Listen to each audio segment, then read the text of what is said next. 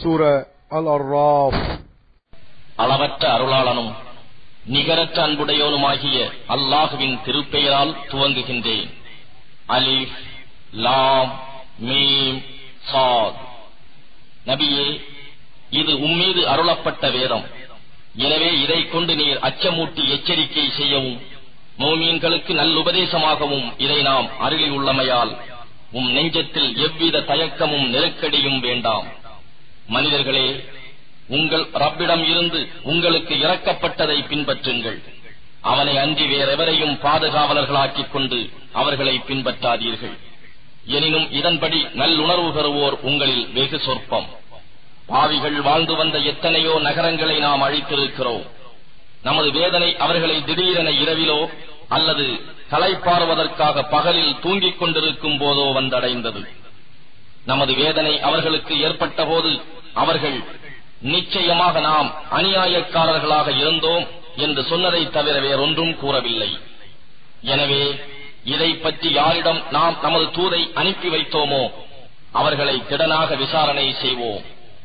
இன்னும் நம் தூதர்களையும் திடனாக விசாரிப்போம். ஆகவே பூரணமாக நாம் அறிந்திருக்கிறபடி அது சமயம் அவர்களிடம் சொல்லிக் காண்பிப்போம். அவர்கள் செய்ததை விட்டும் நிச்சயமாக நாம் மறைவாக இருக்கவில்லை. அன்றைய தினம் அவரவரின் நன்மை தீமைகளை எடை போடுவது உறுதி. அப்போது யாருடைய நன்மையின் எடை கனத்ததோ அவர்கள்தாம் வெற்றியாளர்கள். யாருடைய நன்மையின் எடை குறைந்து லேசாக இருக்கின்றதோ அவர்கள் நம் வசனங்களுக்கு மாறு செய்த காரணத்தால் அவர்கள் தமக்கு தாமே நஷ்டம் விளைவித்துக் கொண்டவர்கள் ஆவார்கள். மனிதர்களே, நிச்சயமாக நாம் உங்களை பூமியில் அதிகாரத்துடன் வசிக்கச் செய்தோம். அதில் உங்களுக்கு வாழ்க்கை வசதிகளையும் ஆக்கித் தந்தோம். எனினும் நீங்கள் நன்றி செலுத்துவதோ மிகவும் சொற்பமே ஆகும். நிச்சயமாக நாமே உங்களை படைத்தோம், பின்பு உங்களுக்கு உரு கொடுத்தோம். அதன்பின் ஆதமுக்கு சுஜூது செய்யுங்கள், சிரம்பணியுங்கள் என்று மலக்குகளிடம் கூறினோம். இப்லீஸை தவிர மற்ற மலக்குகள் யாவரும் அவருக்கு தலைவணக்கம் செய்தார்கள். அவன் மட்டும் தலைவணக்கம் செய்தவர்களில் ஒருவனாக இருக்கவில்லை. நான் உனக்கு கட்டளையிட்ட போது நீ சஜிதா செய்யாதிருக்க உன்னை தடுத்தது யாது என்று அல்லாஹ் கேட்டான். அதற்கு இப்லீஸ், நான் அவரை விட மேலானவன். என்னை நீ நெருப்பினால் படைத்தாய், அவரை களிமண்ணால் படைத்தாய் என்று பதில் கூறினான். அதற்கு இறைவன், இதிலிருந்து நீ இறங்கிவிடு. நீ பெருமை கொள்வதற்கு இங்கு இடமில்லை. ஆதலால் இங்கிருந்து நீ வெளியேறு. நிச்சயமாக நீ சிறுமையடைந்தோரில் ஒருவனாகிவிட்டாய் என்று அல்லாஹ் கூறினான். இறந்தவர் எழுப்பப்படும் நாள் வரை எனக்கு அவகாசம் கொடுப்பாயாக என அவன் வேண்டினான். அதற்கு அல்லாஹ், நிச்சயமாக நீ அவகாசம் கொடுக்கப்பட்டவர்களில் ஒருவனாவாய் என்று கூறினான். அதற்கு இப்லீஸ், நீ என்னை வழிகட்டவனாக வெளியேற்றி விட்டதன் காரணத்தால் ஆழமுடைய சந்ததியரான அவர்கள் உன்னுடைய நேரான பாதையில் செல்லாது தடுப்பதற்காக அவ்வழியில் உட்கார்ந்து கொள்வேன் என்று கூறினான். பின் நிச்சயமாக நான் அவர்கள் முன்னும் அவர்கள் பின்னும் அவர்கள் வலப்பக்கத்திலும் அவர்கள் இடப்பக்கத்திலும் வந்து அவர்களை வழிகெடுத்துக் கொண்டிருப்பேன். ஆதலால் நீ அவர்களில் பெரும்பாலோரை உனக்கு நன்றி செலுத்துவோர்களாக காணமாட்டாய் என்றும் கூறினான். அதற்கு இறைவன், நீ நிந்திக்கப்பட்டவனாகவும் வெறுட்டப்பட்டவனாகவும் இங்கிருந்து வெளியேறிவிடு. அவர்களில் உன்னை பின்பற்றுவோரையும் உங்கள் யாவரையும் கொண்டு நிச்சயமாக நரகத்தை நிரப்புவேன் என்று கூறினான். பின்பு இறைவன் ஆதமை நோக்கி, ஆதமே, நீரும் மனைவியும் சொர்க்கத்தில் குடியிருந்து நீங்கள் இருவரும் உங்கள் விருப்ப பிரகாரம் புசியுங்கள். ஆனால் இந்த மரத்தை மட்டும் நெருங்காதீர்கள். அப்படி செய்தால் நீங்கள் இருவரும் அநியாயம் செய்தவர்கள் ஆவீர்கள் என்று அல்லாஹ் கூறினான். எனினும் அவ்விருவருக்கும் மறைந்திருந்த அவர்களுடைய உடலை மானத்தை அவர்களுக்கு வெளிப்படுத்தும் பொருட்டு ஷைத்தான் அவ்விருவரின் உள்ளங்களில் தவறான எண்ணங்களை ஊசலாடச் செய்தான். அவர்களை நோக்கி, அதன் கனியை நீங்கள் புசித்தால் நீங்கள் இருவரும் மலக்குகளாய் விடுவீர்கள் அல்லது இச்சுவனவதியில் என்றென்றும் தங்கிவிடுவீர்கள் என்பதற்காகவே அன்றி வேறெதற்கும் உங்களை உங்கள் இறைவன் தடுக்கவில்லை என்று கூறினான். நிச்சயமாக நான் உங்கள் இருவருக்கும் நற்போதனை செய்பவனாக இருக்கிறேன் என்று சத்தியம் செய்து கூறினான். இவ்வாறு அவன் இருவரையும் ஏமாற்றி அவர்கள் தங்கள் நிலையிலிருந்து கீழே இறங்கும்படி செய்தான். அவர்கள் இருவரும் அம்மரத்தின் கனியை சுவைத்தார்கள். அவர்களுடைய வெட்கத்தலங்கள் அவர்களுக்கு வெளியாயிற்று. அவர்கள் சுவனபதியின் இலைகளால் தங்களை மூடிக்கொள்ள முயன்றனர். அப்போது அவர்கள் இறைவன் அழைத்து, உங்கள் இருவரையும் அம்மரத்தை விட்டும் நான் தடுக்கவில்லையா? நிச்சயமாக ஷைத்தான் உங்களுக்கு பகிரங்கமான பகைவன் என்று நான் உங்களுக்கு சொல்லவில்லையா என்று கேட்டார். அதற்கு அவர்கள், எங்கள் இறைவனே, எங்களுக்கு நாங்களே தீங்கிழைத்துக் கொண்டோம். நீ எங்களை மன்னித்து கிருபை செய்யாவிட்டால் நிச்சயமாக நாங்கள் நஷ்டமடைந்தவர்களாகி விடுவோம் என்று கூறினார்கள். அதற்கு இறைவன், இதிலிருந்து நீங்கள் வெளியேறிவிடுங்கள். உங்களில் ஒருவர் மற்றவருக்கு பகைவராயிருப்பீர்கள். உங்களுக்கு பூமியில்தான் தங்குமிடம் இருக்கிறது. அதில் ஒரு குறிப்பிட்ட காலம் வரை நீங்கள் சுகம் அனுபவிக்கலாம் என்று கூறினார். அங்கேயே நீங்கள் வாழ்ந்திருப்பீர்கள், அங்கேயே நீங்கள் மரணமடைவீர்கள். இறுதியாக நீங்கள் அங்கிருந்தே எழுப்பப்படுவீர்கள் என்றும் கூறினான். ஆதமுடைய மக்களே, மெய்யாகவே நாம் உங்களுக்கு உங்களுடைய மானத்தை மறைக்கவும் உங்களுக்கு அலங்காரமாகவும் ஆடையை அளித்துள்ளோம். ஆயினும் தக்வா, பயபக்தி எனும் ஆடையே அதைவிட மேலானது. இது அல்லாஹ்வுடைய அருளின் அடையாளங்களில் ஒன்றாக உள்ளதாகும். இதை கொண்டு நல்லுணர்வு பெறுவார்களாக.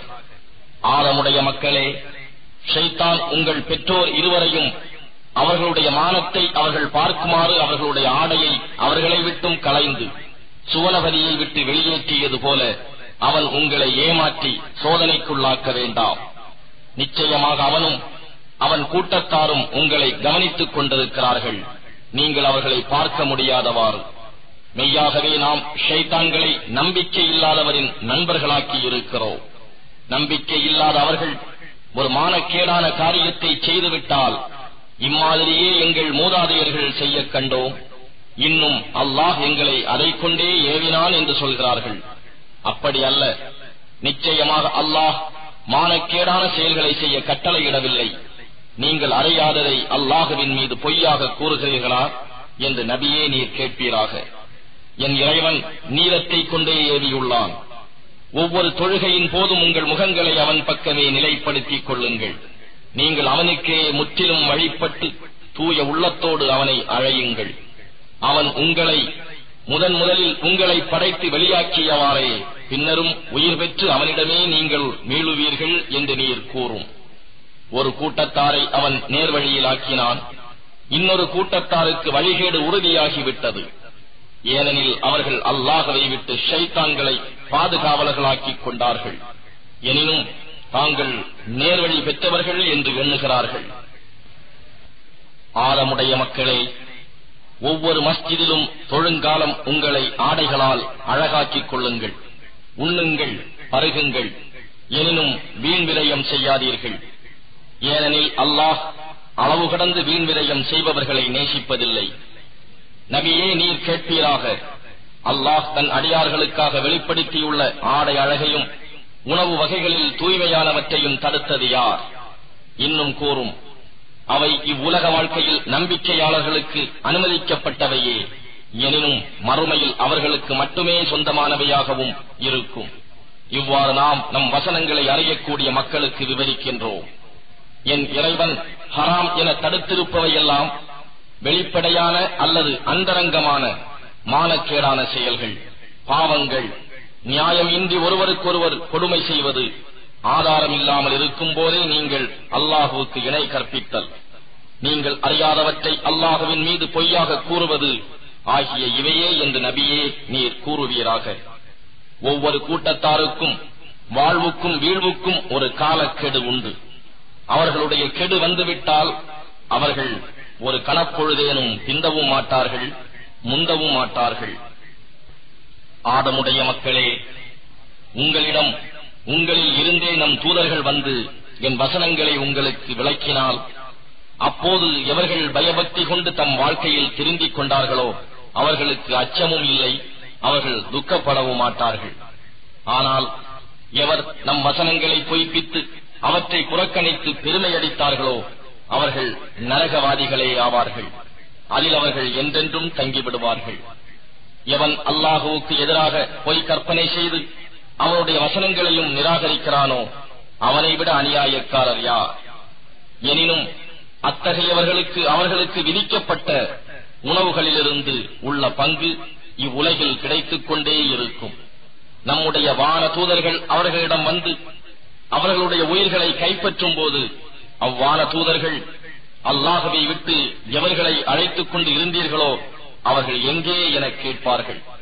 அதற்கு அவர்கள் எங்களை விட்டு காணாமல் மறைந்து போய்விட்டார்கள் என்று கூறி மெய்யாகவே தாம் நிராகரிப்பவர்களாக இருந்ததாக தங்களுக்கு எதிராகவே அவர்கள் சாட்சி கூறுவார்கள். அல்லாஹ் கூறுவான், ஜின்கள் மனிதர்கள் கூட்டத்தார்களில் இருந்து உங்களுக்கு முன் சென்றவர்களும் நீங்களும் நரக நெருப்பில் நுழையுங்கள். ஒவ்வொரு கூட்டத்தாரும் நரகத்தில் நுழையும் போதெல்லாம் தங்களுக்கு முன் அங்கு வந்துள்ள தம் இனத்தாரை சபிப்பார்கள். அவர்கள் யாவரும் நரகத்தை அடைந்துவிட்ட பின்னர் பின் வந்தவர்கள் முன் வந்தவர்களை பற்றி, எங்கள் இறைவனே, இவர்கள்தான் எங்களை வழிகெடுத்தார்கள், ஆதலால் இவர்களுக்கு நரகத்தில் 2 மடங்கு வேதனையை கொடு என்று சொல்லுவார்கள். அவன் கூறுவான், உங்களில் ஒவ்வொருவருக்கும் இரட்டிப்பு வேதனை உண்டு, ஆனால் நீங்கள் அதை அறிய மாட்டீர்கள்.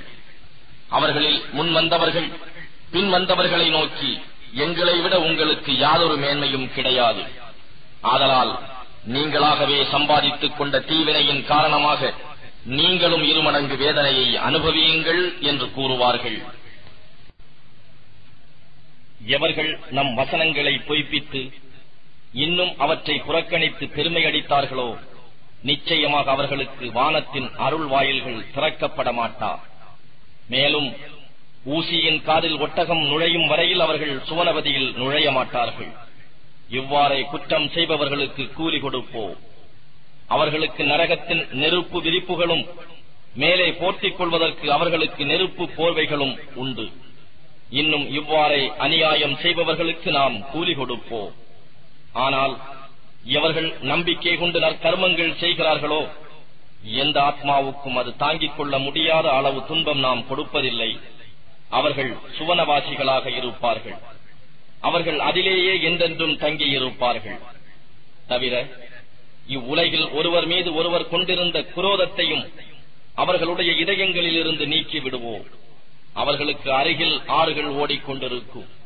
இன்னும் அவர்கள் கூறுவார்கள், இந்த பாக்கியத்தை பெறுவதற்கு உரிய நேர்வழியை எங்களுக்கு காட்டிய அல்லாஹுவுக்கே எல்லா புகழும் உரியதாகும். அல்லாஹ் எங்களுக்கு வழிகாட்டியிராவிட்டால் ஒரு காலம் நாங்கள் நேர்வழி அடைந்திருக்க மாட்டோம். நிச்சயமாக எங்கள் இறைவனுடைய தூதர்கள் உண்மை மார்க்கத்தையே நம்மிடம் கொண்டு வந்தார்கள். இதற்கு பதிலாக பூமியில் நீங்கள் செய்து கொண்டிருந்த நன்மையான காரியங்களின் காரணமாகவே நீங்கள் சுவனபதியின் வாரிசுகளாக்கப்பட்டு இருக்கிறீர்கள் என்ற சப்தத்தை அவர்கள் கேட்பார்கள். சொர்க்கவாசிகள் நரகவாசிகளை அழைத்து, எங்களுக்கு எங்கள் இறைவன் அளித்திருந்த வாக்குறுதியை நிச்சயமாகவும் உண்மையாகவும் பெற்றுக்கொண்டோம். உங்களுக்கு உங்கள் இறைவன் அளித்த வாக்குறுதியை நீங்கள் உண்மையில் பெற்றுக் கொண்டீர்களா என்று கேட்பார்கள்.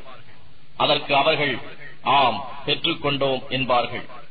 அப்போது அவர்களுக்கு இடையே அறிவிப்பவர் ஒருவர், அக்கிரமக்காரர்களின் மீது அல்லாஹுவின் சாபம் உண்டாவதாக என்று அறிவிப்பார். ஏனெனில் அவர்கள் அல்லாஹுவின் நேர்வழியை விட்டு மனிதர்களை தடுத்து அதை கோணலாக்கவும் விரும்பினர். மேலும் அவர்கள் மறுமையையும் நம்பாது மறுத்தனர். நரகவாசிகள் சொர்க்கவாசிகள் ஆகிய இவர்களுக்கு இடையே ஒரு திரையான மதில் இருக்கும். அதன் சிகரங்களில் அநேக மனிதர்கள் இருப்பார்கள். நரகவாசிகள் சொர்க்கவாசிகளின் ஒவ்வொருவரையும் அவர்களுடைய அடையாளங்களை கொண்டு அறிந்து கொள்வார்கள். அவர்கள் சொர்க்கவாசிகளை அழைத்து, சலாமுன் அலைக்கும், உங்கள் மீது சாந்தியும் சமாதானமும் உண்டாகுக என்று கூறுவார்கள். அவர்கள் இன்னும் சொர்க்கத்தில் நுழையவில்லை. அவர்கள் அதில் நுழைய ஆவலுடன் இருக்கின்றார்கள். அவர்களுடைய பார்வைகள் நரகவாசிகளின் பக்கம் திருப்பப்பட்டால் அவர்கள், எங்கள் இறைவனே, எங்களை இந்த அக்கிரமக்காரர்களுடனே ஆக்கிவிடாதே என்று கூறுவார்கள். சிகரங்களில் இருப்பவர்கள் சில மனிதர்களை அவர்கள் அடையாளங்களால் அறிந்து கொண்டு அவர்களை கூப்பிட்டு கூறுவார்கள், நீங்கள் உலகத்தில் சேமித்து வைத்திருந்தவையும் நீங்கள் பெருமையடித்துக் கொண்டிருந்தவையும் உங்களுக்கு பயனளிக்கவில்லையே.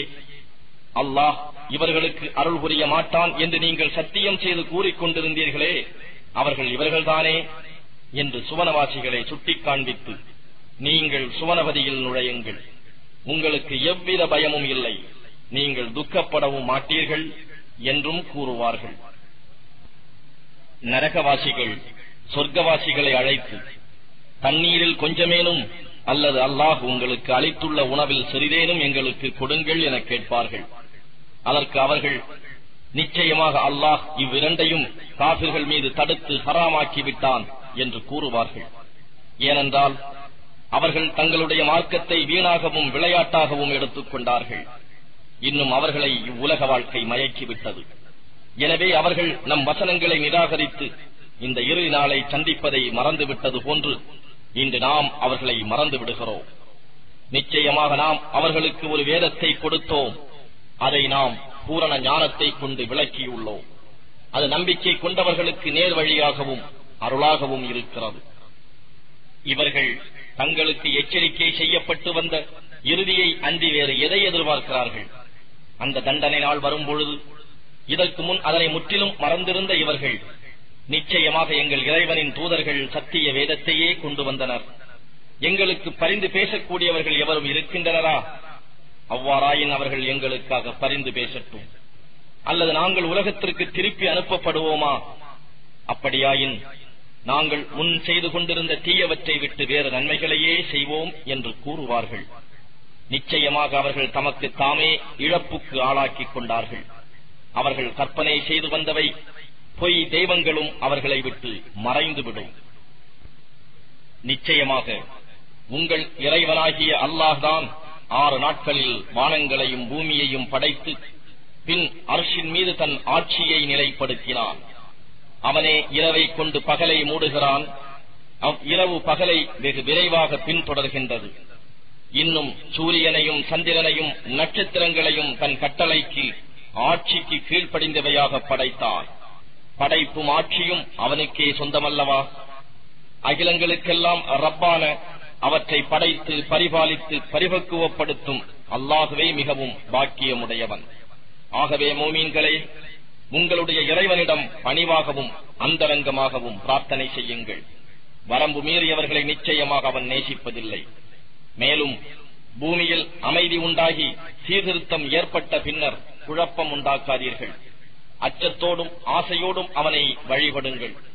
நிச்சயமாக அல்லாஹுவின் அருள் நன்மை செய்வோருக்கு மிக சமீபத்தில் இருக்கிறது. அவன்தான் தன்னுடைய அருள் மாறிக்கு முன் நற்செய்திகளை கொண்டு வருவோரை போல் குளிர்ந்த காற்றுகளை அனுப்பி வைக்கிறான். அவை கனத்த மேகங்களை சுமக்கலானதும் நாம் அவற்றை இறந்து கிடக்கும் வறண்ட பூமியின் பக்கம் ஓட்டிச் சென்று அதிலிருந்து மழையை பொழியச் செய்கின்றோம். பின்னர் அதை கொண்டு எல்லா விதமான கனிவகை விளைச்சல்களையும் வெளிப்படுத்துகின்றோம். இவ்வாறே நாம் இறந்தவர்களையும் எழுப்புவோம். எனவே இவற்றையெல்லாம் சிந்தித்து நீங்கள் நல்லுணர்வு பெறுவீர்களாக. ஒரே விதமான மழையை கொண்டே வளமான பூமி தன் இறைவன் கட்டளையை கொண்டு செழுமையாக பயிர் பச்சைகளை வெளிப்படுத்துகிறது. ஆனால் கெட்ட கலர் நிலம் சொற்பமான விளைச்சலையே வெளிப்படுத்துகிறது. நன்றி செலுத்தும் மக்களுக்கு இவ்வாறே நாம் நம் வசனங்களை விவரிக்கிறோம். நிச்சயமாக நாம் நூகை அவருடைய கூட்டத்தாரிடம் அனுப்பி வைத்தோம். அவர் தம் கூட்டத்தாரிடம், என் கூட்டத்தாரே, அல்லாஹுவையே வணங்குங்கள், உங்களுக்கு அவனன்றி வேறு நாயன் இல்லை. நிச்சயமாக நான் உங்களுக்கு வர இருக்கும் மகத்தான ஒரு நாளின் வேதனையை பற்றி நிச்சயமாக நான் அஞ்சுகிறேன் என்று கூறினார். அவருடைய கூட்டத்தாரில் உள்ள தலைவர்கள், மெய்யாகவே நாங்கள் உம்மை பகிரங்கமான வழிகேட்டில்தான் திடமாக நாங்கள் பார்க்கிறோம் என்று கூறினார்கள். அதற்கு நூஹ், என் கூட்டத்தார்களே, நான் எவ்விதமான வழிகேட்டிலும் இல்லை, மாறாக அகிலங்களின் இறைவனாகிய அல்லாஹுவின் தூதனாகவே நான் நிச்சயமாக இருக்கின்றேன் என்று கூறினார். நான் என் இறைவனுடைய தூதையே உங்களுக்கு எடுத்துக் கூறி உங்களுக்கு நற்போதனையும் செய்கின்றேன். மேலும் நீங்கள் அறியாதவற்றை அல்லாஹுவிடம் இருந்து நான் அறிகிறேன் என்றும் கூறினார். உங்களில் உள்ள ஒரு மனிதர் மீது உங்கள் இறைவனிடம் இருந்து உங்களுக்கு நற்போதனை வருவதை பற்றி நீங்கள் ஆச்சரியப்படுகிறீர்களா? உங்களுக்கு அச்சமூட்டி எச்சரிக்கை செய்வதற்காகவும் நீங்கள் பயபக்தி உடையவர்கள் ஆவதற்கு அந்த நற்போதனை வந்துள்ளது. அதை பின்பற்றி இறைவனின் அருளுக்கு நீங்கள் ஆளாகலாம் என்று கூறினார். அப்போதும் அவர்கள் அவரை பொய்யரெனவே கூறினர். எனவே நாம் அவரையும் அவருடன் இருந்தவர்களையும் கப்பலில் ஏற்றி காப்பாற்றினோம். இன்னும் நம் வசனங்களை பொய்யென கூறியவர்களை பிரளயத்தில் மூழ்கடித்தோம். நிச்சயமாக அவர்கள் உண்மையை காண முடியா குருட்டு கூட்டத்தாராகவே இருந்தனர். இன்னும் ஆது கூட்டத்தாரிடம் அவர்களுடைய சகோதரர் ஹூதை நபியாக அனுப்பி வைத்தோம். அவர், என் சமூகத்தாரே, நீங்கள் அல்லாஹுவையே வணங்குங்கள், அவனை அன்றி உங்களுக்கு வேறு நாயன் இல்லை, நீங்கள் அவனுக்கு அஞ்சி பேணி நடக்க வேண்டாமா என்று கேட்டார். அவருடைய சமூகத்தாரில் நிராகரித்தவர்களின் தலைவர்கள் அவரை நோக்கி, நிச்சயமாக நாங்கள் உம்மை மடமையில் மூழ்கி கிடப்பவராகவே காண்கின்றோம், மேலும் உம்மை பொய்யர்களில் ஒருவராக கருதுகிறோம் என்று கூறினார்கள். அதற்கு அவர், என் சமூகத்தாரே, மடமை என்னிடம் இல்லை, மாறாக அகிலங்களின் இறைவனாகிய அல்லாஹுவின் தூதனாவேன் என்று கூறினார். நான் என் இறைவனுடைய தூதையே உங்களிடம் எடுத்துக் கூறுகிறேன், மேலும் நான் உங்களுக்கு நம்பிக்கையான உபதேசியாகவும் இருக்கின்றேன் என்றும் கூறினார். உங்களுக்கு அச்சமூட்டி எச்சரிக்கை செய்வதற்காக உங்களில் உள்ள ஒரு மனிதருக்கு உங்கள் இறைவனிடம் இருந்து நற்போதனை வந்துள்ளது பற்றி நீங்கள் ஆச்சரியப்படுகிறீர்களா? நூஹுடைய சமூகத்தாருக்கு பின்னர் அவன் உங்களை பூமியில் பிரதிநிதிகளாக்கி வைத்து எல்லா மக்களையும் விட உங்களுக்கு வலிமையாலும் அதிக உயர்வை கொடுத்ததை நினைவு கூறுங்கள். எனவே அல்லாஹுவின் அருட்கொடைகளை எல்லாம் நினைத்து பாருங்கள், நீங்கள் வெற்றி பெறுவீர்கள் என்றும் கூறினார். அதற்கு அவர்கள், எங்கள் மூதாதையர்கள் வழிபட்ட தெய்வங்களை விட்டுவிட்டு அல்லாஹ் ஒருவனையே வணங்க வேண்டும் என்பதற்காகவா நீர் எங்களிடம் வந்திருக்கிறீர்? நீர் உண்மையாளராக இருந்தால் நீர் அச்சுறுத்துவதை எம்மிடம் கொண்டு வாரும் என்று கூறினார்கள். அதற்கு அவர், உங்களுடைய இறைவனின் கோபமும் வேதனையும் உங்களுக்கு ஏற்பட்டு விட்டன. நீங்களும் உங்களுடைய முன்னோர்களும் ஆண்டவர்கள் என ஏற்படுத்திக் கொண்டவற்றின் பெயர்களை பற்றியா நீங்கள் என்னிடம் வாதம் செய்கின்றீர்கள்? இதற்கு எந்த ஓர் ஆதாரத்தையும் அல்லாஹ் உங்களுக்கு இறக்கி வைக்கவில்லை. எனவே உங்கள் வேதனையை நீங்கள் எதிர்பார்த்துக் கொண்டிருங்கள், நிச்சயமாக நானும் உங்களோடு எதிர்பார்த்துக் கொண்டிருக்கிறேன் என்று கூறினார். ஆகவே நாம் அவரையும் அவருடன் இருந்தவர்களையும் நம்முடைய அருளை கொண்டு காப்பாற்றினோம். நம் வசனங்களை பொய்யென கூறி நம்பிக்கை கொள்ளாமல் இருந்தவர்களை நாம் வேறறுத்து விட்டோம். ஜமூது கூட்டத்தாரிடம் அவர்கள் சகோதரராகிய சாலிஹை நம் தூதராக அனுப்பி வைத்தோம். அவர் அவர்களை நோக்கி, என் சமூகத்தார்களே, அல்லாஹுவையே வணங்குங்கள், அவனன்றி உங்களுக்கு வேறு நாயன் இல்லை. இதற்காக நிச்சயமாக உங்களுக்கு உங்கள் இறைவனிடம் இருந்து ஒரு தெளிவான அத்தாட்சியும் வந்துள்ளது. அல்லாஹுடைய இந்த ஒட்டகமானது உங்களுக்கு ஓர் அத்தாட்சியாக வந்துள்ளது. எனவே இதை அல்லாஹுவின் பூமியில் தடையேதும் இன்றி மேய விடுங்கள், அதை எத்தகைய தீங்கும் கொண்டு தீண்டாதீர்கள். அப்படி செய்தால் உங்களை நோவினை செய்யும் கடும் வேதனை பிடித்துக் கொள்ளும் என்று கூறினார். இன்னும் நினைவு கூறுங்கள், ஆது கூட்டத்தாருக்கு பின் உங்களை பூமியில் தன் பிரதிநிதிகளாக்கி வைத்தான். உங்களுக்கு பூமியில் குடியிருப்புகளை கொடுத்தான். அதன் சமவெளிகளில் நீங்கள் மாளிகைகளை கட்டியும் மலைகளை குடைந்து வீடுகளை அமைத்தும் கொள்கிறீர்கள். ஆகவே நீங்கள் அல்லாஹுவின் இந்த அருட்கொடைகளை நினைவு கூறுங்கள், பூமியில் குழப்பம் செய்பவர்களாக கெட்டு அலையாதீர்கள் என்றும் கூறினார். அவருடைய சமூகத்தாரில் ஈமான் கொள்ளாமல் பெருமையடித்துக் கொண்டிருந்த தலைவர்கள் அவர்களில் ஈமான் கொண்டிருந்த ஏழை மக்களை நோக்கி, நிச்சயமாக சாலிஹ் அவருடைய இறைவனிடம் இருந்து அனுப்பப்பட்ட தூதர் என நீங்கள் உறுதியாக அறிவீர்களோ என கேட்டார்கள். அதற்கு அவர்கள், நிச்சயமாக நாங்கள் அவர் மூலம் அனுப்பப்பட்ட தூதை நாங்கள் நம்புகிறோம் என்று பதில் கூறினார்கள். அதற்கு பெருமையடித்துக் கொண்டிருந்தவர்கள், நீங்கள் எதை நம்புகின்றீர்களோ அதை நாங்கள் நிராகரிக்கின்றோம் என்று கூறினார்கள். பின்னர் அவர்கள் அந்த ஒட்டகத்தை அறுத்து தம் இறைவனின் கட்டளையை மீறினர். இன்னும் அவர்கள் சாலிஹை நோக்கி, சாலிஹே, நீர் இறைவனின் தூதராக இருந்தால் நீர் அச்சுறுத்துவதை எம்மிடம் கொண்டு வாரும் என்று கூறினார்கள். எனவே முன்னர் எச்சரிக்கப்பட்டவாறு அவர்களை பூகம்பம் பிடித்துக் கொண்டது. அதனால் அவர்கள் காலையில் தம் வீடுகளிலேயே இறந்து அழிந்து கிடந்தனர். அப்பொழுது சாலிஹ் அவர்களை விட்டு விலகிக் கொண்டார். மேலும், என்னுடைய சமூகத்தாரே, மெய்யாகவே நான் உங்களுக்கு என் இறைவனுடைய தூதை எடுத்துக் கூறி உங்களுக்கு நற்போதனையும் செய்தேன். ஆனால் நீங்கள் நற்போதனையாளர்களை நேசிப்பவர்களாக இல்லை என்று கூறினார். மேலும் லூத்தை அவர் சமூகத்தாரிடையே நபியாக அனுப்பினோம். அவர் தம் சமூகத்தாரிடம் கூறினார், உலகத்தில் எவருமே உங்களுக்கு முன் செய்திராத மானக்கேடான ஒரு செயலை செய்யவா முனைந்தீர்கள்? மெய்யாக நீங்கள் பெண்களை விட்டுவிட்டு ஆண்களிடம் காம இச்சையை தனித்துக் கொள்ள வருகிறீர்கள். நீங்கள் வரம்பு மீறும் சமூகத்தாராகவே இருக்கின்றீர்கள். அதற்கு அக்கூட்டத்தாரின் பதில், இவர்களை உங்கள் ஊரை விட்டு வெளியேற்றி விடுங்கள். நிச்சயமாக இவர்கள் பரிசுத்தமான மனிதர்களாகி விடலாம் என நினைக்கின்றார்கள் என்பதை தவிர வேறில்லை. எனவே நாம் அவரையும் அவருடைய மனைவியை தவிர அவர் குடும்பத்தாரையும் காப்பாற்றினோம். அவள் அவரை பின்பற்றாதோரில் ஒருத்தியாக பின்தங்கிவிட்டாள். இன்னும் நாம் அவர்கள் மீது கல்மாரியை பொழியச் செய்து அவர்களை அழித்தோம். ஆகவே குற்றவாளிகளின் இறுதி முடிவு என்ன ஆயிற்று என்று நபியே நீர் நோக்குவீராக.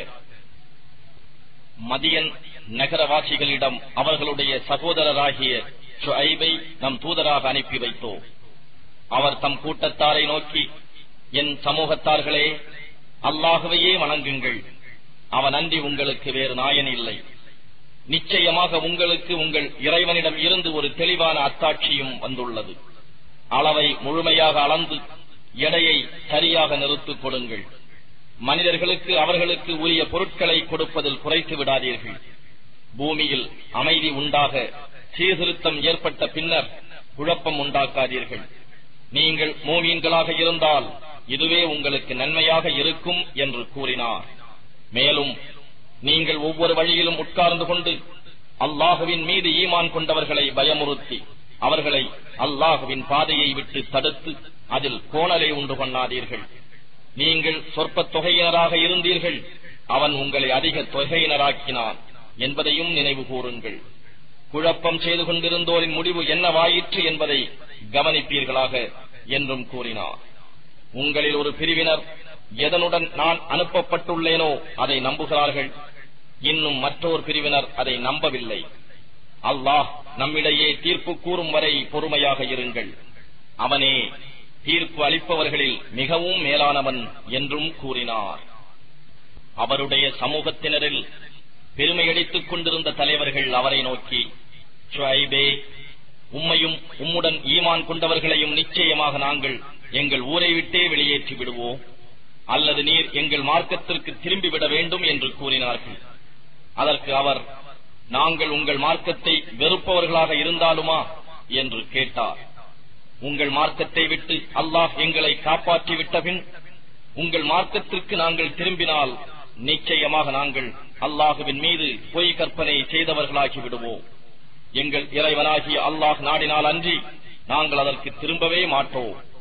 எங்கள் இறைவன் தன் ஞானத்தால் எல்லா பொருட்களையும் சூழ்ந்திருக்கின்றான்.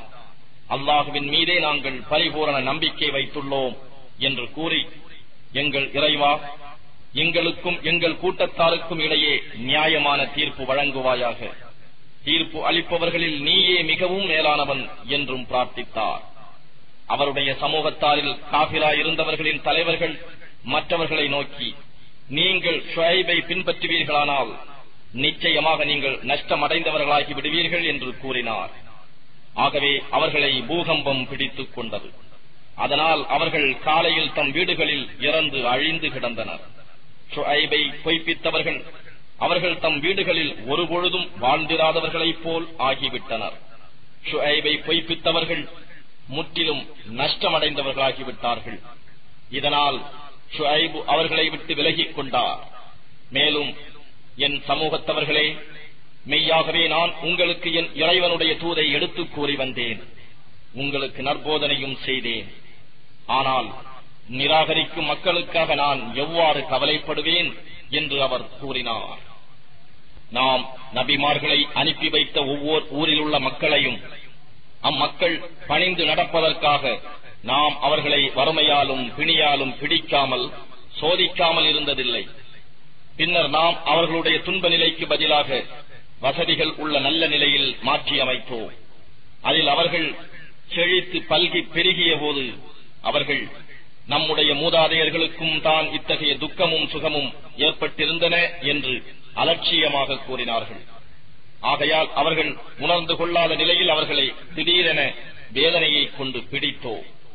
நிச்சயமாக அவ்வூர்வாசிகள் ஈமான் கொண்டு அல்லாஹுவுக்கு அஞ்சி நடந்திருந்தால் நாம் அவர்களுக்கு வானத்திலிருந்தும் பூமியிலிருந்தும் பாக்கியங்களை திறந்து விட்டிருப்போம். ஆனால் அவர்கள் நபிமார்களை நம்பாது பொய்ப்பித்தனர். ஆகவே அவர்கள் செய்து கொண்டிருந்த பாவத்தின் காரணமாக நாம் அவர்களை பிடித்தோம். அவ்வூர்வாசிகள் இரவில் நித்திரை செய்து கொண்டிருக்கும் போதே நமது வேதனை அவர்களை வந்து அடையாது என பயமில்லாமல் இருக்கின்றார்களா? அல்லது அவ்வூர்வாசிகள் கவலையில்லாது பகலில் விளையாடிக் கொண்டிருக்கும் போதே நமது வேதனை அவர்களை அடையாது என்று பயமில்லாமல் இருக்கின்றார்களா? அல்லாஹுவின் பிடியிலிருந்து அவர்கள் அச்சம் தீர்ந்து விட்டார்களா? நஷ்டவாளிகளான மக்களை தவிர வேறு எவரும் அல்லாஹுவின் பிடியிலிருந்து அச்சம் தீர்ந்து இருக்க மாட்டார்கள். பூமியில் வாழ்ந்து போனவர்களுக்கு பின்னால் அதனை வாரிசாக பெற்ற இவர்களையும் நாம் நாடினால் இவர்களுடைய பாவங்களின் காரணத்தால் அவ்வாறே தண்டிப்போம் என்பது இவர்களுக்கு வழிகாட்டவில்லையா? நாம் இவர்களுடைய இதயங்களின் மீது முத்திரையிட்டு விட்டோம். எனவே இவர்கள் நற்போதனைகளுக்கு செவி சாய்க்க மாட்டார்கள். நபியே, இவ்வூர்களின் வரலாற்றை நாம் உமக்கு கூறுகிறோம். நிச்சயமாக நம் தூதர்கள் தெளிவான அத்தாட்சிகளை கொண்டு வந்தார்கள். எனினும் அவர்கள் முன்னால் பொய்யாக்கிக் கொண்டிருந்தபடியே நின்று இப்பொழுதும் நம்பிக்கை கொள்பவர்களாக இல்லை. இவ்வாறு அல்லாஹ் காபிர்களின் இதயங்கள் மீது முத்திரையிட்டு விடுகிறார். அவர்களில் பெரும்பாலோரை வாக்குறுதி நிறைவேற்றுபவராக நாம் காணவில்லை. அன்றியும் அவர்களில் பெரும்பாலோரை பாவிகளாகவே கண்டோம். அவர்களுக்கு பிறகு மூசாவை நம் அத்தாட்சிகளுடன் ஃபிர்அவுனிடத்திலும் அவனுடைய தலைவர்களிடத்திலும் நாம் அனுப்பி வைத்தோம்.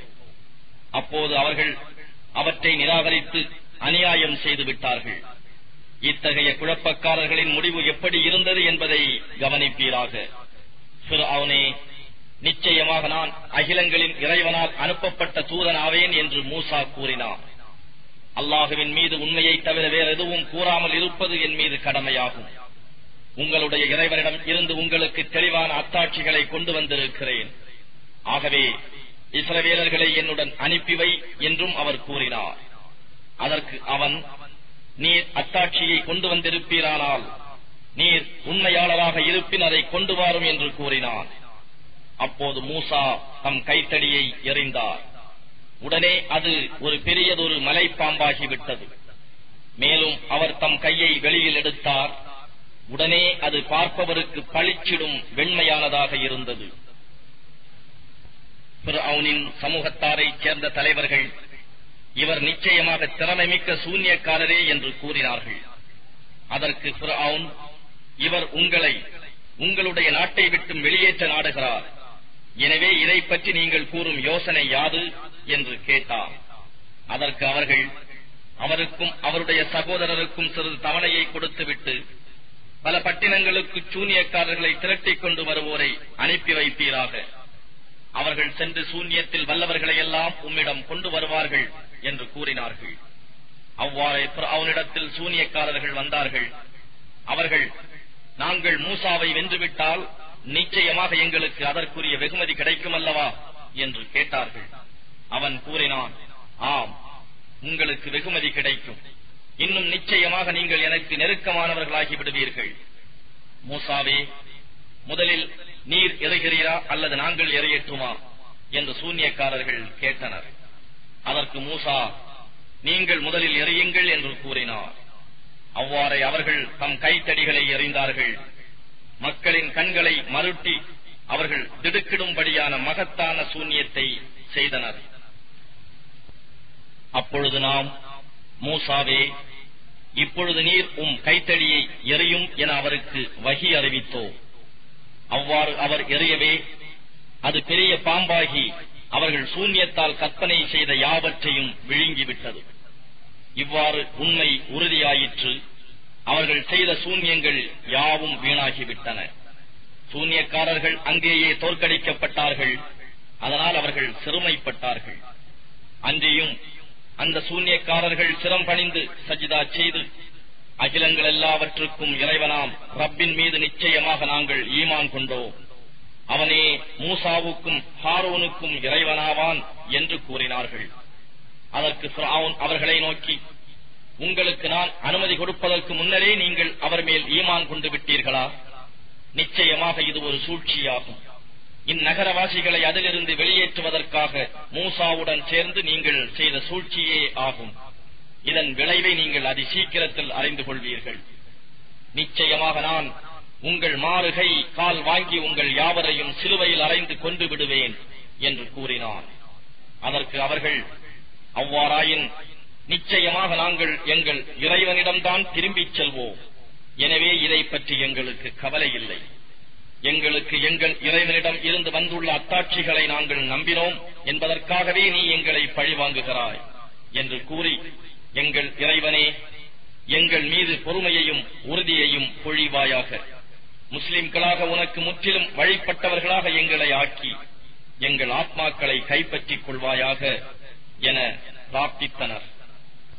அதற்கு ஃபிரௌனின் சமூக தலைவர்கள் அவனை நோக்கி, மூசாவும் அவருடைய சமூகத்தாரும் பூமியில் குழப்பம் உண்டாக்கி உம்மையும் உம் தெய்வங்களையும் புறக்கணித்து விடும்படி நீர் அவர்களை விட்டு வைப்பீரா என்று கேட்டார்கள். அதற்கு அவன், அவ்வாறன்று, நாம் அவர்களுடைய ஆண் மக்களை வெட்டி கொன்றுவிட்டு அவர்களை சிறுமைப்படுத்துவதற்காக அவர்களுடைய பெண் மக்களை மட்டும் உயிருடன் வாழ விடுவோம். நிச்சயமாக நாம் அவர்கள் மீது பூரண ஆதிக்கம் பெற்றுள்ளோம் என்று கூறினான். மூசா தம் சமூகத்தாரிடம், அல்லாஹ்விடம் உதவி தேடுங்கள், இன்னும் பொறுமையாகவும் இருங்கள். நிச்சயமாக இந்த பூமி அல்லாஹுவுக்கே சொந்தம். தன் அடியார்களில் தான் நாடியவர்களுக்கு அவன் அதை உரியதாக்கி விடுகிறான். இறுதி வெற்றி பயபக்தி உடையவர்களுக்கே கிடைக்கும் என்று கூறினார். அவர்கள் கூறினார்கள், நீர் எங்களிடம் வருவதற்கு முன்னரும் துன்பப்பட்டோம், நீர் வந்த பின்னரும் துன்பப்படுகிறோம். அதற்கு அவர் கூறினார், உங்கள் இறைவன் உங்களுடைய பகைவர்களை அழித்து உங்களை பூமியில் அதிபதிகளாக்கி வைக்கக்கூடும். நீங்கள் எவ்வாறு நடந்து கொள்கிறீர்கள் என்பதை அவன் கவனித்துக் கொண்டிருக்கின்றான். பின்னர் நாம் ஃபிர்அவுனுடைய கூட்டத்தாரை பஞ்சம் பிடிக்கச் செய்து விவசாய பலன்களை குறைத்து தண்டித்தோம். அவர்கள் நல்லுணர்வு பெறுவதற்காக. அவர்களுக்கு ஒரு நன்மை வருமானால் அது நமக்கு உரிமையாக வரவேண்டியதுதான் என்று கூறினார்கள். ஆனால் அவர்களுக்கு ஒரு கெடுதி ஏற்படுமானால் அது மூசாவினாலும் அவருடன் இருப்பவர்களாலும் வந்த பீடை என்பார்கள். அறிந்து கொள்ளுங்கள், அவர்களுடைய இந்த துர்பாக்கியமெல்லாம் அல்லாஹுவிடம் இருந்தே வந்துள்ளது. எனினும் அவர்களில் பெரும்பாலோர் இதனை அறிந்து கொள்வதில்லை. அவர்கள் மூசாவிடம், நீர் எங்களை வசியப்படுத்த எவ்வளவு அத்தாட்சிகளை கொண்டு வந்த போதிலும் நாங்கள் உம்மை நம்பக்கூடியவர்களாக இல்லை என்று கூறினார்கள். ஆகவே அவர்கள் மீது புயற்காற்றையும் வெட்டுக்கிளியையும் பேனையும் தவளைகளையும் இரத்தத்தையும் தெளிவான அத்தாட்சிகளாக ஒன்றன் பின் ஒன்றாக அனுப்பி வைத்தோம். ஆனால் அவர்கள் பெருமையடித்து குற்றம் புரியும் சமூகத்தாராகவே ஆகியிருந்தனர். தங்கள் மீது வேதனை ஏற்பட்ட போதெல்லாம் அவர்கள், மூசாவே, உம் இறைவன் உமக்கு அளித்திருக்கும் வாக்குறுதியின்படி எங்களுக்காக பிரார்த்தனை செய்வீராக. எங்களை விட்டும் இவ்வேதனையை நீர் நீக்கிவிட்டால் நிச்சயமாக நாங்கள் உம் மீது நம்பிக்கை கொண்டு இஸ்ரவேலர்களை உம்முடன் மேலும் நிச்சயமாக அனுப்பிவிடுகிறோம் என்று கூறினார்கள். அவ்வாறே நாம் ஒரு குறிப்பிட்ட காலக்கெடுவு வரையில் அவர்களிடம் இருந்து வேதனையை நீக்கிய போது மீண்டும் அவர்கள் தம் வாக்குறுதிக்கு மாறு செய்தே வந்தனர். ஆகவே அவர்கள் நம் அத்தாட்சிகளை பொருட்படுத்தாமல் அவற்றை பொய்ப்பித்துக் கொண்டு இருந்ததால் அவர்களை கடலில் மூழ்கடித்து அவர்களிடம் நாம் பழி வாங்கினோம். எனவே எவர்கள் சக்தி குறைந்தவர்களாக கருதப்பட்டார்களோ அந்த இஸ்ரவேலர்களை கிழக்கிலும் மேற்கிலும் உள்ள நிலப்பகுதிகளின் அதிபதிகளாக்கினோம். இன்னும் அவற்றிலே பெரும் பாக்கியங்களையும் அளித்தோம். இஸ்ராயேலின் மக்கள் பொறுமையாகவும் உறுதியாகவும் இருந்த காரணத்தால் அவர்கள் மீது உம் இறைவனுடைய அழகிய வாக்கு பரிபூரணமாகி நிறைவேறிற்று. மேலும் ஃபிரௌனும் அவனுடைய சமூகத்தாரும் உண்டு பண்ணி இருந்தவற்றையும் கட்டியிருந்த மாட மாளிகைகளையும் நாம் தரைமட்டமாக்கிவிட்டோம். நாம் இஸ்ராயேலின் சந்ததியினரை கடலை கடந்து அழைத்துச் சென்றபோது தங்களுக்குரிய விக்கிரகங்களை ஆராதனை செய்து கொண்டிருந்த ஒரு கூட்டத்தார் அருகே அவர்கள் சென்றார்கள். உடனே அவர்கள், மூசாவே, அவர்களிடம் இருக்கும் கடவுள்களைப் போல நமக்கும் நீங்கள் ஒரு கடவுளை ஆக்கித் தருவீர்களாக என்று வேண்டினர். நீங்கள் ஓர் அறிவில்லாத கூட்டத்தாராக இருக்கின்றீர்கள் என்று மூசா அவர்களிடம் கூறினார். நிச்சயமாக இந்த மக்கள் ஈடுபட்டிருக்கும் மார்க்கம் அழியக்கூடியது, இன்னும் அவர்கள் செய்பவை யாவும் முற்றிலும் வீணானவையே என்றும் கூறினார். அன்றியும் அல்லாஹ் அல்லாத ஒன்றையா நான் உங்களுக்கு இறைவனாக தேடி வைப்பேன், அவனோ உங்களை உலகத்தில் உள்ள எல்லா மக்களையும் விட மேன்மையாக்கி வைத்துள்ளான் என்றும் அவர் கூறினார். இன்னும் நினைவு கூறுங்கள், ஃபிர்அவுனின் கூட்டத்தாரிடம் இருந்து நாம் உங்களை காப்பாற்றினோம். அவர்கள் உங்களுக்கு கொடிய வேதனைகளை கொடுத்துக் கொண்டிருந்தார்கள். அவர்கள் உங்கள் ஆண் மக்களை கொலை செய்துவிட்டு உங்களை சிறுமைப்படுத்துவதற்காக உங்கள் பெண் மக்களை உயிருடன் வாழ விட்டார்கள். இதில் உங்களுக்கு உங்கள் இறைவனிடம் இருந்து ஒரு பெரும் சோதனை ஏற்பட்டிருந்தது. மூசாவுக்கு நாம் 30 இரவுகளை வாக்களித்தோம். பின்னர் மேலும் 10 இரவுகளை கொண்டு பூர்த்தியாக்கினோம். இவ்வாறாக அவருடைய இறைவன் வாக்களித்த காலக்கெடு 40 இரவுகளாக முழுமை பெற்றது. அப்போது மூசா தம் சகோதரர் ஹாரூனை நோக்கி, நீங்கள் என்னுடைய சமூகத்தாருக்கு என் பிரதிநிதியாக இருந்து அவர்களை திருத்துவீர்களாக, குழப்பம் உண்டாக்குபவரின் வழியை பின்பற்றாதிருப்பீர்களாக என்று கூறினார். நாம் குறித்த காலத்தில் குறிப்பிட்ட இடத்தில் மூசா வந்தபோது அவருடைய இறைவன் அவருடன் பேசினார். அப்போது மூசா, இறைவனே, நான் உன்னை பார்க்க வேண்டும், எனக்கு உன்னை காண்பிப்பாயாக என்று வேண்டினான். அதற்கு அவன், மூசாவே, நீர் என்னை ஒரு காலும் பார்க்க முடியாது. எனினும் நீர் இந்த மலையை பார்த்துக் கொண்டிரும். அது தன் இடத்தில் நிலைத்திருந்தால் அப்போது நீர் என்னை பார்ப்பீர் என்று கூறினார். ஆகவே அவருடைய இறைவன் அம்மலை மீது தன்னுடைய பேரொளியை தோற்றுவித்த போது அவன் அம்மலையை நொறுக்கி தூளாக்கி விட்டான். அப்போது மூசா மூர்ச்சையாகி கீழே விழுந்து விட்டார். அவர் தெளிவடைந்ததும், இறைவா, நீ மிகவும் பரிசுத்தமானவன், நான் உன்னிடம் மன்னிப்பு கோருகிறேன். உன் மீது ஈமான் கொண்டவர்களில் நான் முதன்மையானவனாக இருக்கிறேன் என்று கூறினார். அதற்கு அவன், மூசாவே, நிச்சயமாக நான் உம்மை என் தூதுவத்தை கொண்டும் உம்முடன் நேரில் பேசியதை கொண்டும் உம்மை மனிதர்களில் இருந்து மேலானவராக இக்காலை தேர்ந்தெடுத்துள்ளேன். ஆகவே நான் உமக்கு கொடுத்ததை உறுதியாக பிடித்துக் கொள்ளும், எனக்கு நன்றி செலுத்துபவர்களில் ஒருவராகவும் இருப்பீராக என்று கூறினார். மேலும் நாம் அவருக்கு கற்பலகைகளில் ஒவ்வொரு விஷயம் பற்றிய நல்லுபதேசங்களையும் கட்டளைகளையும் ஒவ்வொன்றை பற்றிய விளக்கங்களையும் எழுதி அவற்றை உறுதியாக பற்றி பிடிப்பீராக. இன்னும் உம்முடைய சமூகத்தாரை அவற்றில் அழகானவற்றை எடுத்துக் கொள்ளுமாறு கட்டளையிடுவீராக.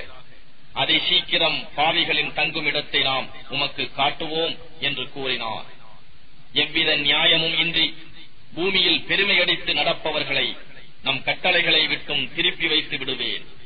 அவர்கள் எல்லா அத்தாட்சிகளையும் கண்டபோதிலும் அவற்றை நம்ப மாட்டார்கள். அவர்கள் நேர் வழியை கண்டால் அதனை தங்களுக்குரிய வழி என ஏற்றுக்கொள்ள மாட்டார்கள். ஆனால் தவறான வழியை கண்டால் அதனை தங்களுக்கு நேர் வழி என எடுத்துக் கொள்வார்கள். ஏனெனில் அவர்கள் நம் அத்தாட்சிகளை பொய்யென கூறினார்கள், இன்னும் அவற்றை புறக்கணித்தும் இருந்தார்கள். எவர்கள் நம் வசனங்களையும் அத்தாட்சிகளையும் மறுமையில் நம்மை சந்திப்பதையும் பொய்யென கூறுகின்றார்களோ அவர்களுடைய நற்கர்மங்கள் யாவும் அழிந்துவிடும்.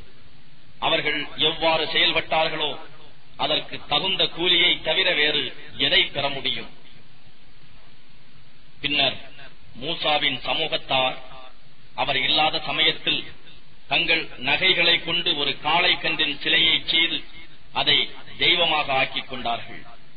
அதற்கு மாட்டின் சப்தத்தை போல் வெறும் சப்தம் இருந்தது.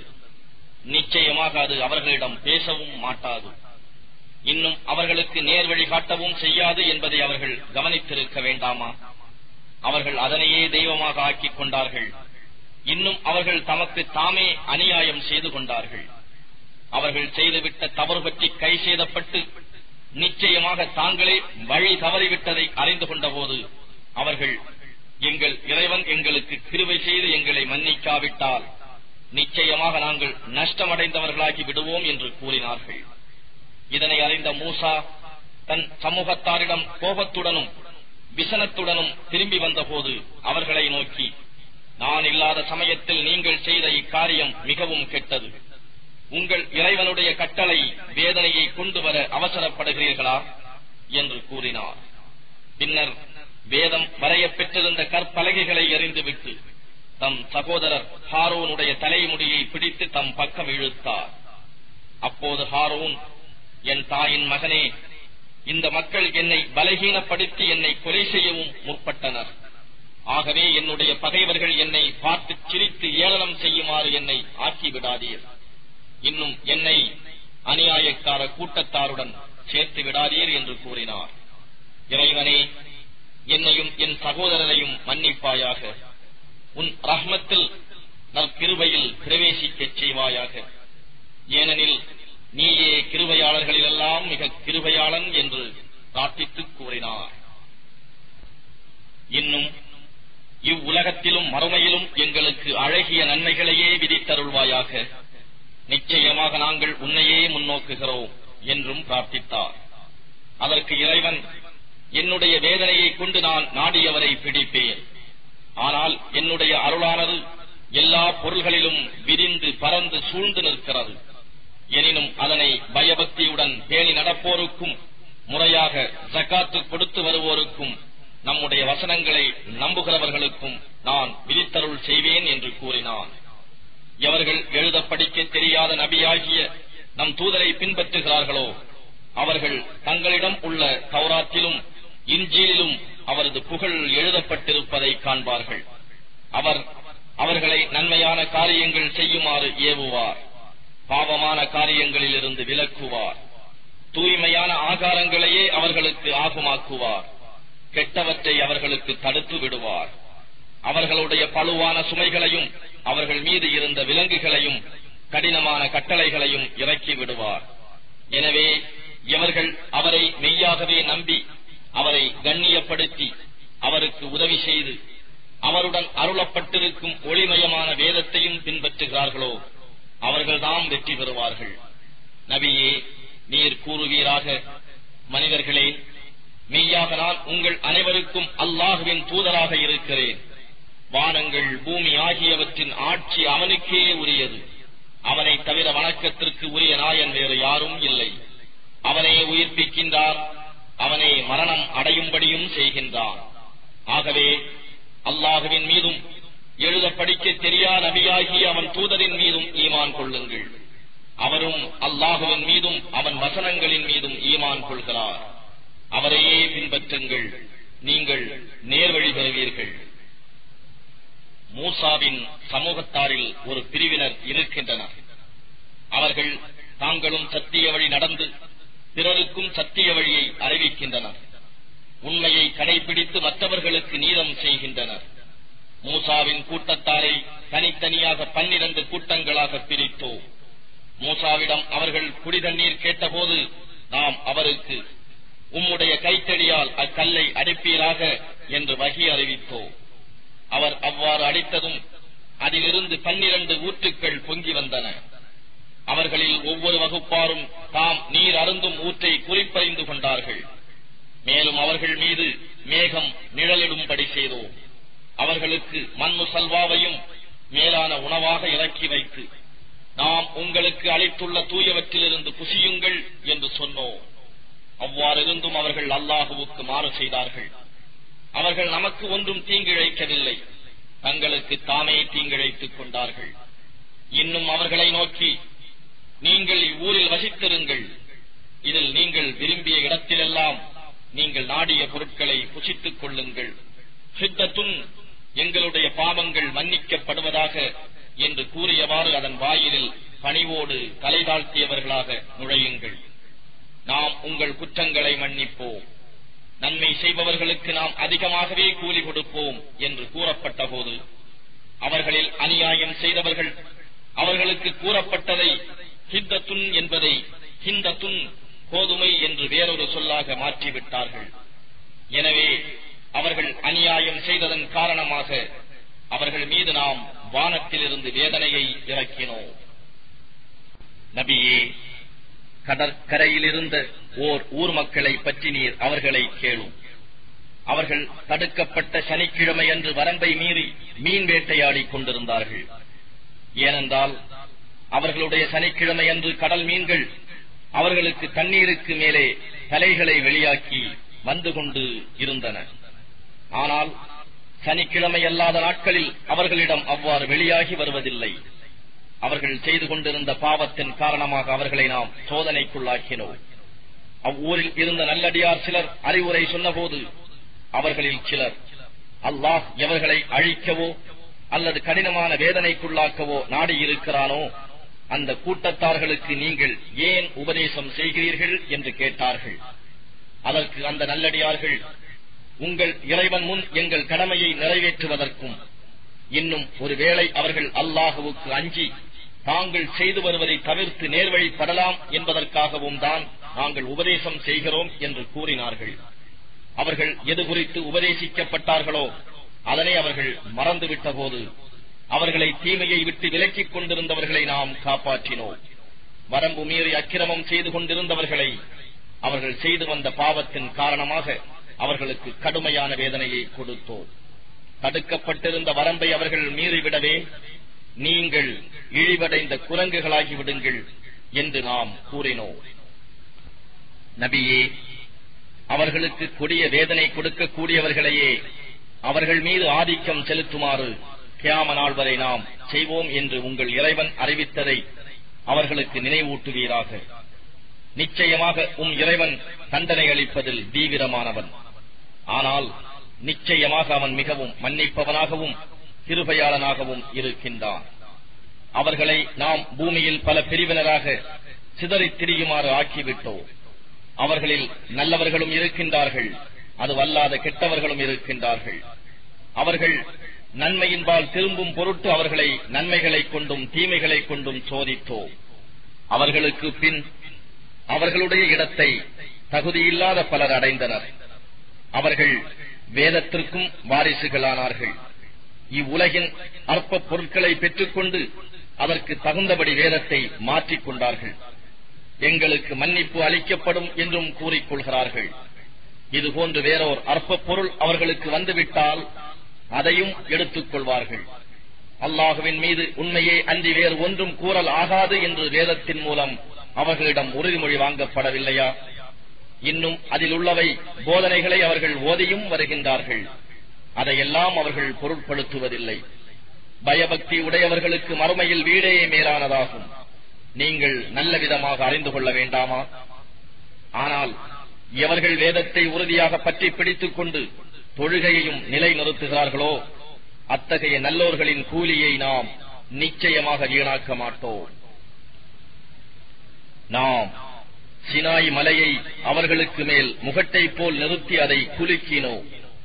அப்போது அவர்கள் அது தங்கள் மீது விழுந்து விடுமோ என்று எண்ணிய போது நாம் அவர்களை நோக்கி, நாம் உங்களுக்கு கொடுத்த வேதத்தை பலமாக பிடித்துக் கொள்ளுங்கள், அதில் உள்ளவற்றை சிந்தியுங்கள், நீங்கள் பயபக்தியுடையோராகலாம் என்று கூறினோம். இறைவன் ஆதமுடைய மக்களின் முதுகுகளில் இருந்து அவர்களுடைய சந்ததிகளை வெளியாக்கி அவர்களை தங்களுக்கே சாட்சியாக வைத்து, நான் உங்களுடைய இறைவன் அல்லவா என்று கேட்டதற்கு அவர்கள், மெய்தான், நாங்கள் சாட்சி கூறுகிறோம் என்று கூறியதை அவர்களுக்கு நினைவூட்டுவீராக. ஏனெனில் இது நினைவூட்டப்பட்டதனால் நிச்சயமாக இதனை மறந்துவிட்டு பராமுகமாக இருந்து விட்டோம் என்று மறுமை நாளில் நீங்கள் யாருமே சொல்லாதிருக்கவும், அல்லது இணை வைத்தவர்கள் எல்லாம் எங்களுக்கு முன் இருந்த எங்கள் மூதாதையர்களே, நாங்களோ அவர்களுக்கு பின் வந்த அவர்களுடைய சந்ததிகள், அந்த வழிகட்டோரின் செயலுக்காக நீ எங்களை அழித்து விடலாமா என்று கூறாதிருக்கவுமே இதனை நினைவூட்டுகிறோம் என்று நபியே நீர் கூறுவீராக. அவர்கள் பாவங்களிலிருந்து விடுபட்டு நம்மிடம் திரும்புவதற்காக நாம் நம் வசனங்களை இவ்வாறு விளக்கிக் கூறுகின்றோம். நபியே, நீர் அவர்களுக்கு ஒரு மனிதனுடைய வரலாற்றை ஓதி காட்டுவீராக. அவனுக்கு நாம் நம் அத்தாட்சிகளை கொடுத்திருந்தோம். எனினும் அவன் அவற்றை விட்டு முற்றிலும் நழுவிவிட்டான். அப்போது அவனை ஷைத்தான் பின்தொடர்ந்தான். அதனால் அவன் வழி தவறியவர்களில் ஒருவனாகிவிட்டான். நாம் நாடியிருந்தால் நம் அத்தாட்சிகளை கொண்டு அவனை உயர்த்தி இருப்போம். எனினும் அவன் இவ்வுலக வாழ்வையே சதமென மதித்து தன்னுடைய இச்சைகளையே பின்பற்றினான். அவனுக்கு உதாரணம் நாயை போன்று. அதை நீர் விரட்டினாலும் நாக்கை தொங்கவிடுகிறது, அல்லது அதை நீர் விட்டுவிட்டாலும் நாக்கை தொங்கவிடுகிறது. இதுவே நம் வசனங்களை பொய்யெனக் கூறும் கூட்டத்தாருக்கு உதாரணமாகும். ஆகவே அவர்கள் சிந்தித்து நல்லுணர்வு பெறும் பொருட்டு இத்தகைய வரலாறுகளை கூறிக்கொண்டிருப்பீர்களாக, சொல்லி வருவீராக. நம்முடைய வசனங்களை பொய்யெனக் கூறிய மக்களின் உதாரணம் மிகவும் கெட்டதாகும். அவர்கள் தமக்கு தாமே தீங்கிழைத்துக் கொண்டார்கள். அல்லாஹ் எவருக்கு நேர்வழி காட்டுகின்றானோ அவர் நேர்வழியை அடைந்தவராவார். யாரை தவறான வழியில் விட்டுவிட்டானோ அத்தகையவர்கள் முற்றிலும் நஷ்டம் அடைந்தவர்களே. நிச்சயமாக நாம் ஜின்களிலிருந்தும் மனிதர்களிலிருந்தும் அநேகரை நரகத்திற்கென்றே படைத்துள்ளோம். அவர்களுக்கு இருதயங்கள் இருக்கின்றன, ஆனால் அவற்றைக் கொண்டு அவர்கள் நல்லுணர்வு பெறமாட்டார்கள். அவர்களுக்கு கண்கள் உண்டு, ஆனால் அவற்றைக் கொண்டு அவர்கள் இறைவனின் அத்தாட்சிகளை பார்ப்பதில்லை. அவர்களுக்கு காதுகள் உண்டு, ஆனால் அவற்றைக் கொண்டு அவர்கள் நற்போதனையை கேட்க மாட்டார்கள். இத்தகையோர் மிருகங்களைப் போல் அவற்றை விட இன்னும் அதிகமாக வழிகேட்டில் இருக்கிறார்கள். இவர்கள்தான் நம் வசனங்களை அலட்சியம் செய்தவர்களாவார்கள். அல்லாஹுவுக்கு அழகிய திருநாமங்கள் இருக்கின்றன, அவற்றைக் கொண்டே நீங்கள் அவனை பிரார்த்தியுங்கள். அவனுடைய திருநாமங்களில் தவறு இழைப்போரை புறக்கணித்து விட்டுவிடுங்கள். அவர்களுடைய செயல்களுக்காக அவர்கள் தக்க கூலி கொடுக்கப்படுவார்கள். நாம் படைத்தவர்களில் ஒரு கூட்டத்தார் இருக்கின்றார்கள், அவர்கள் சத்திய வழியை காட்டுகிறார்கள், அதை கொண்டு நீதியும் செலுத்துகிறார்கள். எவர் நம் வசனங்களை பொய்யென கூறுகிறார்களோ அவர்களை படிப்படியாக அவர்கள் அறியாத வண்ணம் அழிவில் புகுத்தி விடுகிறோம். இவ்வுலகில் நான் அவர்களுக்கு அவகாசம் கொடுக்கின்றேன். நிச்சயமாக எனது திட்டம் மிகவும் உறுதியானது. அவர்கள் சிந்திக்கவில்லையா? நம் தூதராகிய அவர்களுடைய தோழருக்கு எவ்வித பைத்தியமும் இல்லை. அவர் பகிரங்கமாக அச்சமூட்டி எச்சரிக்கை செய்பவரே அன்றி வேறில்லை. வானங்கள், பூமி இவற்றின் ஆட்சியையும் அல்லாஹ் படைத்திருக்கும் மற்ற பொருள்களையும் அவர்கள் நோட்டமிடவில்லையா? அவர்களுடைய மரண தவணை நெருங்கியிருக்கக்கூடும் என்பதையும் அவர்கள் சிந்திக்கவில்லையா? இவ்வேதத்திற்கு பின் எந்த விஷயத்தை தான் அவர்கள் ஈமான் கொள்ளப் போகிறார்கள்? எவர்களை அல்லாஹ் தவறான வழியில் விட்டு விடுகிறானோ அவர்களை நேரான வழியில் செலுத்த எவராலும் முடியாது. அவன் அவர்களை தவறான வழியிலேயே தட்டழியுமாறு விட்டு விடுகிறான். அவர்கள் உம்மிடம் இறுதி தீர்ப்பு நாள் எப்பொழுது வரும் என்று வினவுகிறார்கள். நீர் கூறும், அதன் அறிவு என் இறைவனிடத்தில் தான் இருக்கிறது. அது வரும் நேரத்தை அவனை தவிர வேறு எவரும் வெளிப்படுத்த இயலாது. அது வானங்களிலும் பூமியிலும் பெரும் பழுவான சம்பவமாக நிகழும். திடுகூறாக அது உங்களிடம் வரும். அதை முற்றிலும் அறிந்து கொண்டவராக உம்மை கருதியே அவர்கள் உம்மை கேட்கிறார்கள். அதன் அறிவு நிச்சயமாக அல்லாஹ்விடமே இருக்கின்றது. எனினும் மனிதர்களில் பெரும்பாலோர் அதை அறிய மாட்டார்கள் என்று கூறுவீராக. நபியே, நீர் கூறும், அல்லாஹ் நாடினால் அன்றினால் எனக்கே யாரொரு நன்மையோ அல்லது தீமையோ செய்து கொள்ள சக்தி இல்லாதவன்.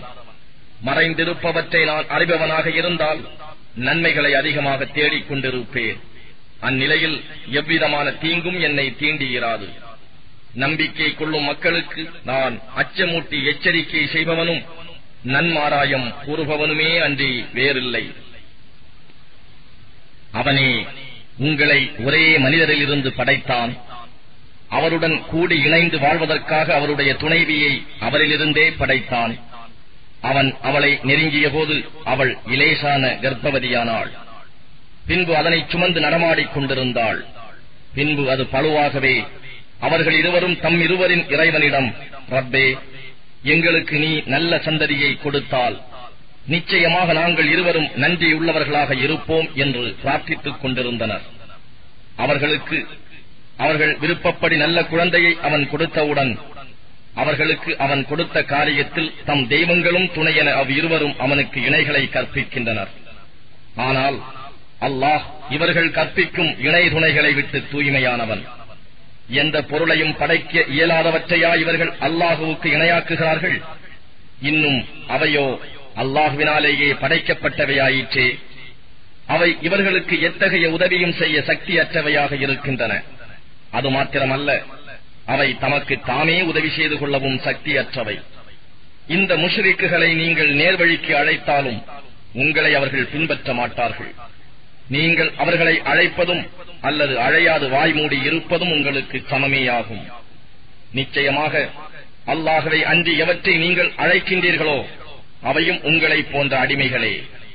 நீங்கள் உண்மையாளர்களாக இருந்தால் நீங்கள் அவற்றை அழைத்து பாருங்கள், அவை உங்களுக்கு பதிலளிக்கட்டும். அவற்றுக்கு நடக்கக்கூடிய கால்கள் உண்டா, அல்லது அவற்றுக்கு பிடிப்பதற்குரிய கைகள் உண்டா, அல்லது அவற்றுக்கு பார்க்கக்கூடிய கண்கள் உண்டா, அல்லது அவற்றுக்கு கேட்கக்கூடிய காதுகள் உண்டா? நபியே, நீர் கூறும், நீங்கள் இணை வைத்து வணங்கும் உங்கள் தெய்வங்களை எல்லாம் அழைத்து எனக்கு தீங்கு செய்திட சூழ்ச்சி செய்து பாருங்கள், இதில் எனக்கு சிறிதும் அவகாசம் கொடுக்காதீர்கள் என்று. நிச்சயமாக என் பாதுகாவலன் அல்லாஹ்வே, அவனே வேதத்தை இறக்கி வைத்தான், அவனே நல்லடியார்களை பாதுகாப்பவன் ஆவான். அவனை அன்றி நீங்கள் அழைக்கும் தெய்வங்களால் உங்களுக்கு எத்தகைய உதவியும் செய்ய இயலாது. அவை தமக்கு தாமே உதவி செய்து கொள்ளவும் இயலாதவையாக இருக்கின்றன. நீங்கள் அவற்றை நேர்வழியின் பக்கம் அழைப்பீர்களானால் அவை கேட்க மாட்டா. நபியே, அவை உம்மை பார்ப்பது போல் உமக்கு தோன்றும், ஆனால் அவை உம்மை பார்ப்பதில்லை. எனினும் நபியே, மன்னிப்பை கைக்கொண்டு நன்மையை கடைபிடிக்குமாறு மக்களை ஏவுவீராக. மேலும் அறிவீனர்களை புறக்கணித்துவிடும். ஷைத்தான் ஏதாவது ஒரு தவறான எண்ணத்தை மனதில் ஊசலாடச் செய்து தவறு செய்ய உம்மை தூண்டினால் அப்போது அல்லாஹ்விடம் பாதுகாப்பு தேடுவீராக. மெய்யாகவே அவன் செவியேற்பவனாகவும் யாவற்றையும் நன்கு அறிபவனாகவும் இருக்கின்றான். நிச்சயமாக எவர்கள் அல்லாஹுவுக்கு அஞ்சுகிறார்களோ அவர்களுக்குள் ஷைத்தானிலிருந்து தவறான எண்ணம் ஊசலாடினால் அவர்கள் அல்லாஹுவை இணைக்கின்றார்கள். அவர்கள் திடீரென விழிப்படைந்து ஷைத்தானின் சூழ்ச்சியை காண்கிறார்கள்.